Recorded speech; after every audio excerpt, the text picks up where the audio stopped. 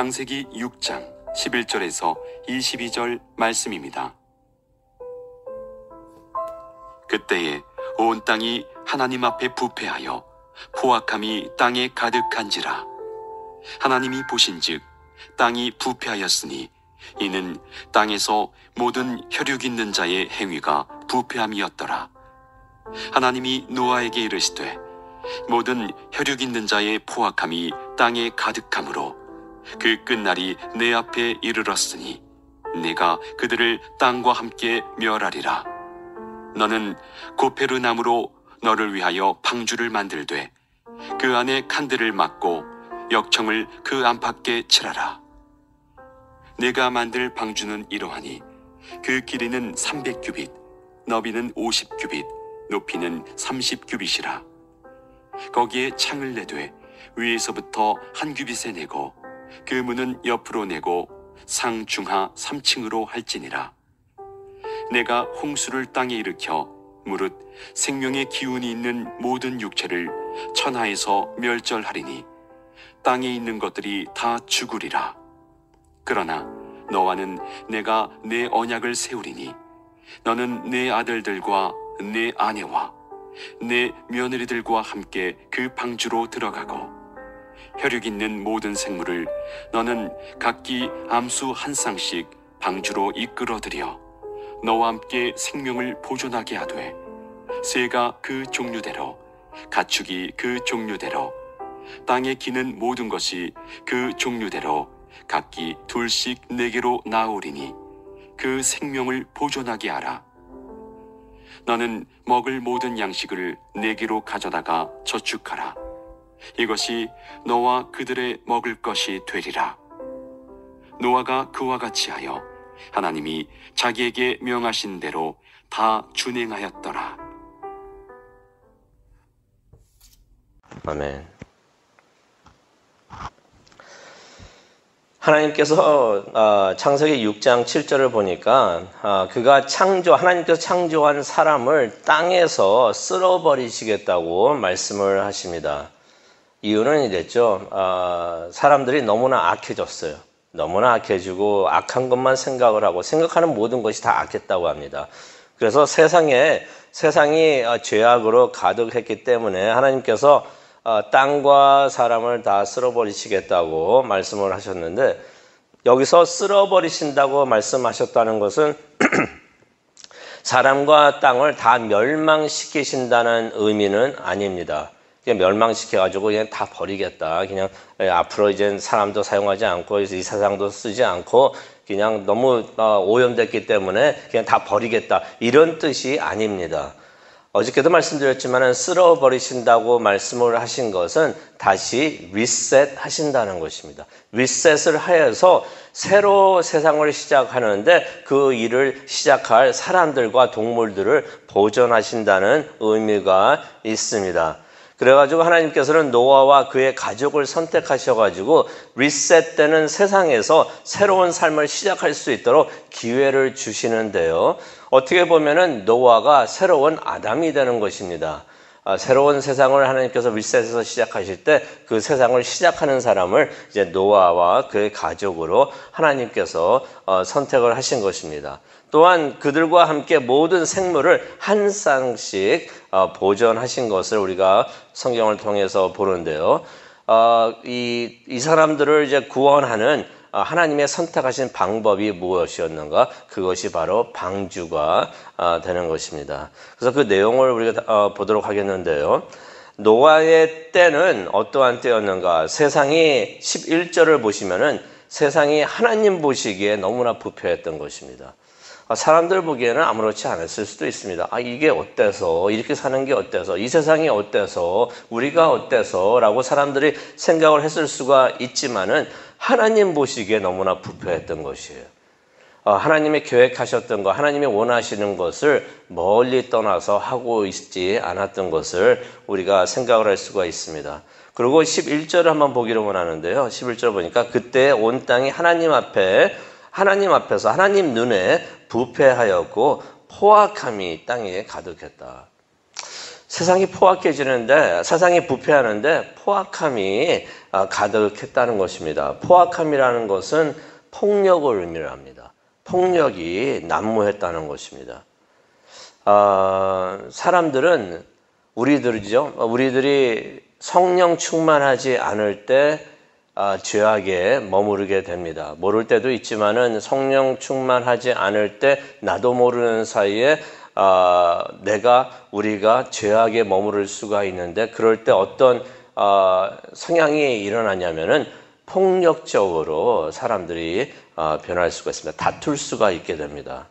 그래서 성령 충만하게 되면은 성령님과 발맞춰서 함께 동행하는 삶을 살고 있으면은 갈등을 조성하는 상황이 올 때, 성령 충만하다고 그래가지고 갈등을 조성하는 그러한 상황을 우리가 안 만난다는 것은 절대로 아닙니다. 그런 상황을 만납니다. 갈등을 조성하는 그러한 힘든 상황이 올 수도 있는데, 우리가 성령 충만하게 되면 그런 상황이 온다고 하더라도 그것을 잘 피할 수가 있어요.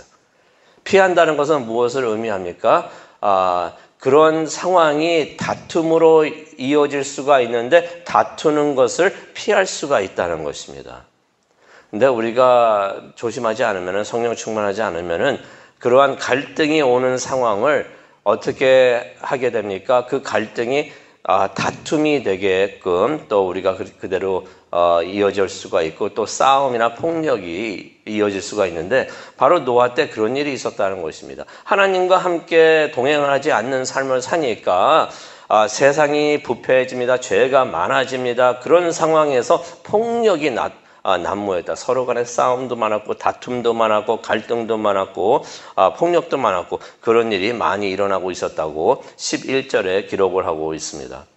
그런데 12절을 우리가 또 보기를 원하는데요. 12절을 보니까 하나님이 보신즉 땅이 부패하였는데 이는 땅에서 모든 혈육 있는 자의 행위가 부패하였기 때문이다 라는 말씀이 있습니다. 세상이 부패했는데 우리가 반드시 알아야 되는 것은, 세상이 부패해서 우리도 부패해졌다라고, 사람들도 부패해졌다고 생각할 수가 있는데 그게 아니라는 것입니다. 반대입니다. 세상이 부패해진 이유가 사람들이 부패해졌기 때문이라고 성경에 기록을 하고 있습니다. 인간들의 부패한 말과 행동 때문에 세상이 더러워지고 더럽혀지고 그러한 죄로 가득하게 되었다라고 12절에 원인과 결과에 대해서, 누가 먼저였냐에 대해서 성경은 간단하게 이렇게 정의를 내려주십니다. 바로 그때 하나님의 말씀이 노아에게 임하십니다. 13절이죠. 하나님께서 말씀을 하시는데 사람들의 포악함이 이 땅에 가득하다라고 말씀을 하십니다. 그래서 하나님께서 13절을 보니까 사람들을 땅과 함께 멸하시겠다라고 말씀을 하십니다.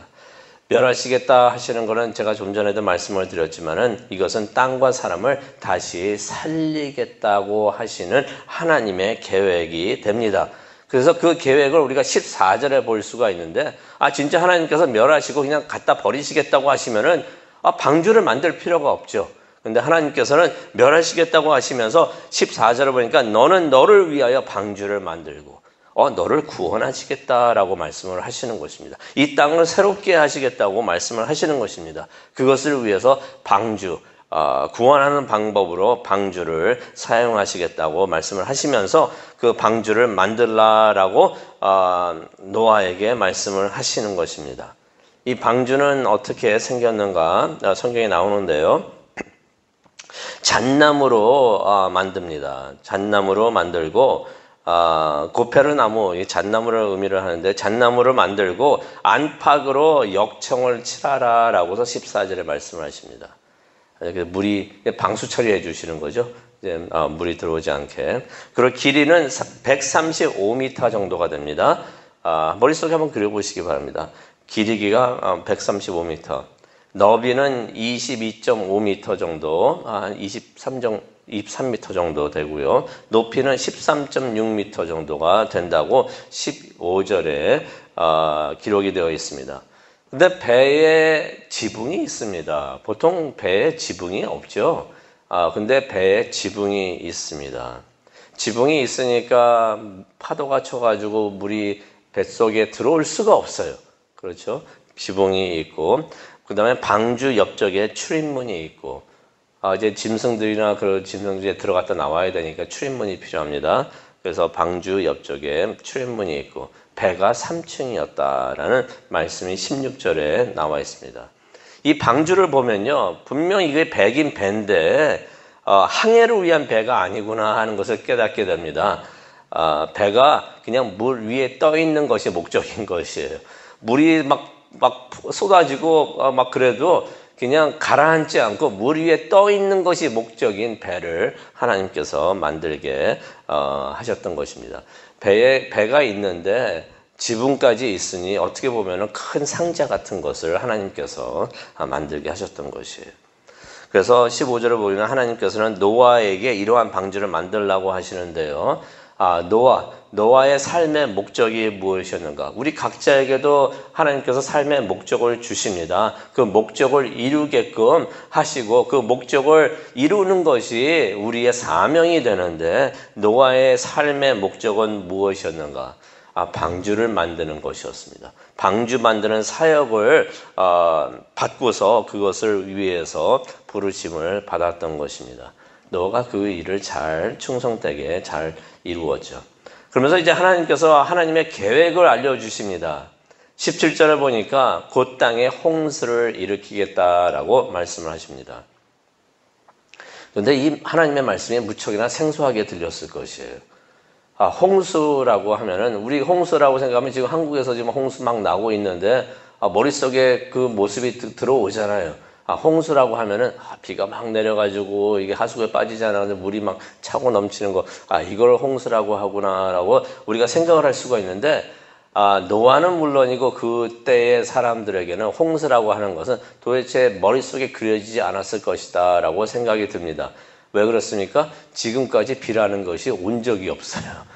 비라는 것이 온 적이 없으니까 하늘에서 물이 떨어진다고? 이건 말도 안 되는 소리라고 사람들이 생각을 했을 것입니다. 비라는 것이 온 적이 없으니까. 지금까지 그렇다면 나무와 채소들을 위한 물은 어디서 나왔습니까? 우리가 기억을 하죠. 창세기에서도 나오는데 땅에서부터 물이 올라오기 시작을 해가지고 그렇게 물이 공급이 됐던 것입니다.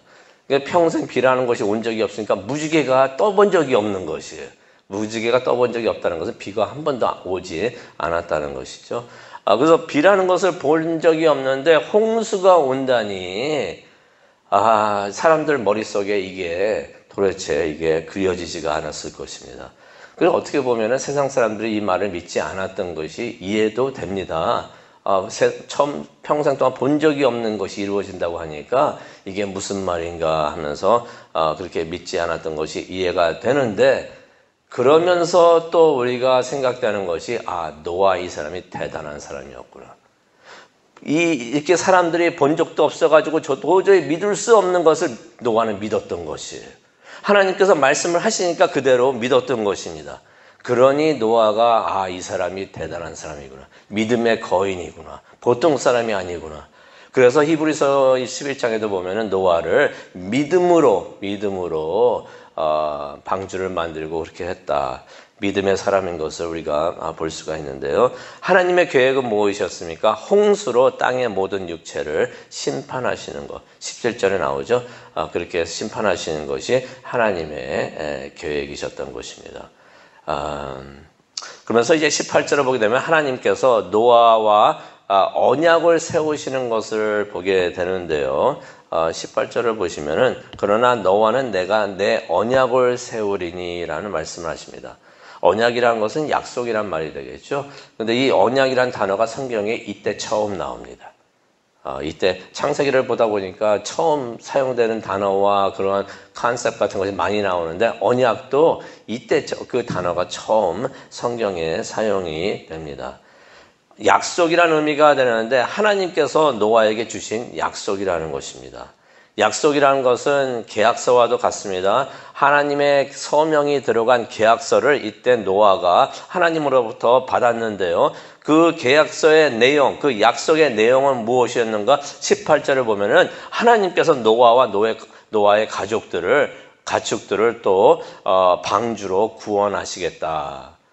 홍수가 나고 뭐 하늘이 쪼개져 가지고 물이 막 쏟아져도 내가 너는 구원한다라는 그러한 약속을 하나님께서 해 주신 것입니다. 그래서 모든 생물을 각각 암수 한 쌍씩 방주로 구원하신다라는 약속을 하나님께서 하시는데요. 노아가 이러한 하나님의 약속을 믿었기 때문에 그런 사람이었기 때문에 이 사역을 맡은 줄로 믿습니다. 하나님의 일을 하는 사람들은 첫 번째로 믿는 사람이 되어야 돼요. 믿음이 있어야 합니다. 믿을 줄 알아야지. 눈에 보이지 않는다고 믿지 못하는 것이 아니라 눈에 보이지 않는 것도 하나님께서 말씀하시면 믿겠습니다라고 하는 사람, 그런 사람을 하나님께서 사용하시는 것을 우리가 볼 수가 있는데, 평생 들어보지도 못한 그러한 이야기, 홍수가 난다는 것을 듣기만 하고 그대로 믿었다는 것입니다. 또 그것을 방주로, 홍수가 나는데 방주로 구원하신다는 것을 믿었던 것입니다. 그랬기 때문에 노아가 방주를 만들었던 것입니다. 믿지 않았으면 방주를 만들지를 못하죠. 그래서 믿음이 무엇인가를 우리가 생각을 해볼 필요가 있는데요. 믿음은 무엇인가? 우리가 진정으로 믿고 있다고 하는 것은 우리가 행동으로 옮깁니다. 그래서 우리가 한번 성경을 볼 때 우리 스스로 한번 점검해 볼 필요도 있어요. 내가 성경 말씀을 진짜 믿고 있는가 안 믿고 있는가. 성경 말씀을 보면서 내가 솔직하게 혼자 있으면서 한번 생각해 보기를 원합니다. 이런 하나님의 말씀이 있는데 이것을 내가 행하고 있는가 안 행하고 있는가를 보게 되면은 내가 진정 믿고 있는가 안 믿고 있는가를 알 수가 있어요. 왜냐하면요, 사람은 믿고 있는 것을 행동으로 옮깁니다. 알고는 있지만은 마음속 깊은 곳에서 진심으로 믿지 않고 있는 것이라면 우리가 행동으로 옮기지를 않아요. 그래서 만약 성경 말씀 중에서 행동으로 옮기지 않는 것이 있다고 하면은 우리가 스스로 깨닫기를 원합니다. 이 말씀은 내가 알고는 있는데 믿지를 않고 있구나. 우리가 노아는 홍수가 일어나고 또 방주로 구원하신다는 하나님의 말씀을 믿었기 때문에 방주를, 그렇게 비난이 많이 나오고 뭐 그랬는데도 그 방주를 만들었던 것입니다. 그런데 노아가 그 많은 동물들을 어떻게 암수를 다 뽑아가지고 방주에 들여보냈는가? 이게 노아가 한 게 아니죠. 20절을 보기를 원하는데요. 20절을 보니까 동물들이 각기 둘씩 4개로 나오리니, 스스로 오게 하시겠다는 것입니다. 무슨 의미가 있습니까? 하나님께서 동물들을 암수 한 쌍씩 뽑으셔가지고, 그거 하나님께서 안 하셨으면 그거 참 힘든 일이 될 수도 있었는데, 하나님께서 암수로 뽑으셔가지고 방주로 인도하시겠다는 것입니다. 그건 하나님께서 하시겠다는 것이에요. 그러면 노아의 역할은 무엇인가? 방주로 들어온 동물들을 잘 보존해라. 20절에 말씀하시죠. 잘 보존해라. 보존하는 것은 노아의 역할이었던 것입니다. 이것은 천지창조 때도 같은 일이 되겠는데요. 하나님께서 사람들을 보고 하나님께서 동물을, 자연을 관리하라는 그러한 사역을 주셨어요. 잘 다스리라 하는 것은 잘 관리하라는 것이었는데, 그 역할을 노아의 홍수 때도 똑같은 사명을 주십니다. 내가 이 짐승들을 데리고 들어올 테니 그건 내가 할 테니 걱정하지 말고, 하지만 방주 안에 들어온 이 동물들은 네가 잘 보존해라. 보존하고 관리하는 것은 사람에게 맡기신 것입니다. 자연보호, 동물보호, 하나님께서 무척이나 중요하게 생각하시는 것임을 우리가 깨닫기를 원합니다. 22절에 무척이나 중요한데요. 하나님께서 이러한 사명을 주셨을 때, 말씀을 주셨을 때 노아가 하나님의 말씀대로 다 준행했다라는 말씀이 나옵니다. 무척이나 중요한 말씀입니다.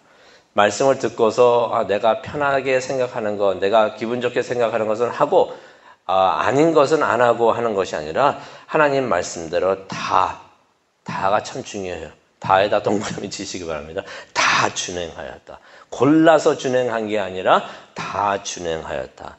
노아가 그런 사람이었기 때문에 하나님께서 노아를 사용하신 줄로 믿습니다. 그에게 강한 믿음이 있었기 때문에 하나님께서 그를 사용하신 것을 우리가 알 수가 있는데, 이 말씀을 생각하시면서 우리 기도하는 시간을 갖도록 하겠습니다. 하나님께서 하신 모든 말씀은 나의 생각이 이러하다라고 하신 그러한 말씀까지도 우리는 명령으로 받아들이기를 원합니다. 하나님께서 하신 말씀 중에서 명령이 아닌 것이 없어요. 다 명령인 것이. 내 뜻이 이러하다. 이런 것을 내가 좋아한다. 다 명령이에요.